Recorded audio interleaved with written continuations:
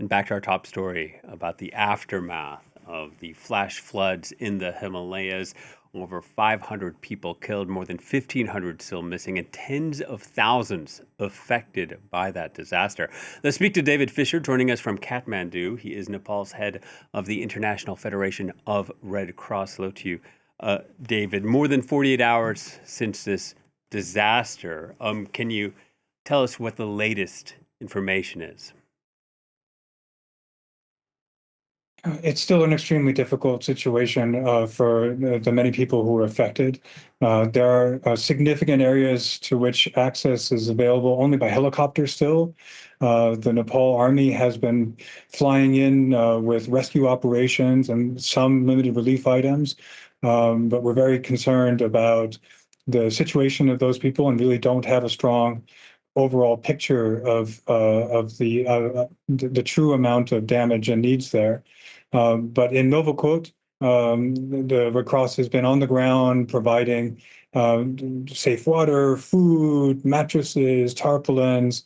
So many people have lost their homes. Many are sheltering in schools and public buildings, and we will need to find sort of much better, more protective solutions for them very soon. Nepal's government said it is open to foreign aid, but not foreign rescue teams. If it were open to foreign rescue teams, would that help the relief process? My sense is that the Nepali authorities have launched an impressive effort of rescue. They have had more than a dozen helicopters from the Army going back and forth, as well as a number of others that have been lent to them by private companies. And it's not very easy to import helicopters and to do this kind of work from the outside. So of course, there are still many people who need the help, but it's not unusual for a government to be somewhat selective. But the message we've been receiving is in terms of relief, in terms of recovery, they are very open. They're looking for our support. They welcome and are ready to facilitate. Yeah, can you give us a timeline, a disaster of this scale? How long might it take for things to look like normal life again, or would they ever? Well, a lot of that depends on how we act now. Often there's a lot of attention on the immediate needs with good reason, but the planning and the thinking and the funding for recovery is put off into the future. And by the time the attention has moved away, everything becomes more complicated. And so we have to start thinking about long-term recovery, rebuilding livelihoods immediately. Otherwise, there's a big chance that many of these people will never really get back to their feet. These communities have really been battered by this emergency. So it's our hope that we can move quickly and comprehensively. And we put out an appeal for global solidarity that will be not just for the emergency life-saving, but also for these long-term needs. Our solidarity has to go that far. Yeah, I saw the Red Cross saying that more than 90,000 people are affected by this. Just wondering how confident you are in that figure, and if there's any chance that perhaps many more are also affected. It's frankly just an estimate. There is a process of official assessment that takes place after every disaster, but given the size of this one, it's only just started, and they call them initial rapid assessments. It's the Nepal Red Cross, the government, the police, and the municipal authorities run through a very specific checklist. It started in Novokot today, so we should have some stronger figures after that shortly. But in Brasova, it has not yet started. And David, as you know, it's a monsoon season there. One of the main concerns is the possibility of a second flood. We have these newly formed lakes on either side of the border. How is that impeding relief efforts? Well, today the government put out an urgent message asking everyone, all the relief providers, all the population to move away from low-lying areas because the secondary flood had started.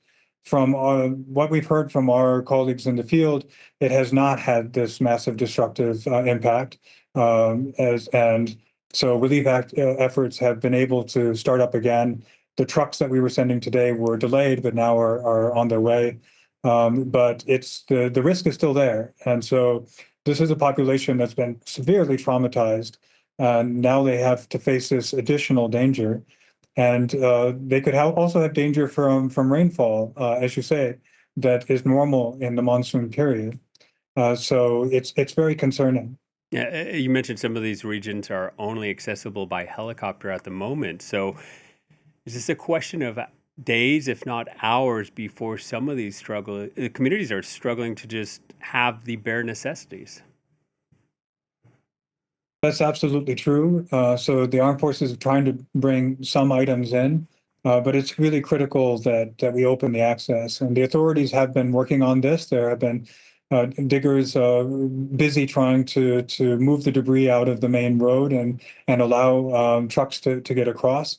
They unfortunately were also affected by today's scare, but we hope that it will open up very soon. Uh, when these images were circulating on social media around the world, many people were shocked at the violence of those floods. Have you seen anything like that before? And if this is unprecedented, given climate change, is something like this perhaps going to happen more often in the future? Every sign shows that we are going to see more events like this. We have many floods here in Nepal, but they're usually very slow moving. But and there was a flash flood even in the same area a year ago, but not at this size and not with this level of impact. This region has hundreds of very high altitude lakes that are prone to triggering enormous outpourings of water like this one. And they're not all technically monitored. There are many, many of them. And it will be important to invest in that in the future. David, for people who want to help after this disaster, how can they do so when they're watching these images from wherever they are around the world? Well, we'll be so happy that they can feel the solidarity in their heart, and they can. If they're interested, they can donate directly to the Nepal Red Cross. Just Google them, and there's an easy way for them to provide funding. We have also made an international appeal, but if you're an individual, the easiest way, and you want to get aid in the hands of people, look up Nepal Red Cross. David, thank you so much for your time. David Fisher joining us from Kathmandu of the Nepal Red Cross.